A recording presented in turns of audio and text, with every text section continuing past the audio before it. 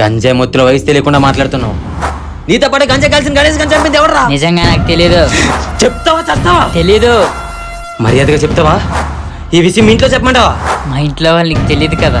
నీ గురించి తెలుసుకున్నాను నేను. మీ ఇంట్లో వాళ్ళ గురించి తెలుసుకోలేనా? చెప్తావా? ఇంట్లో చెప్పమంటావా?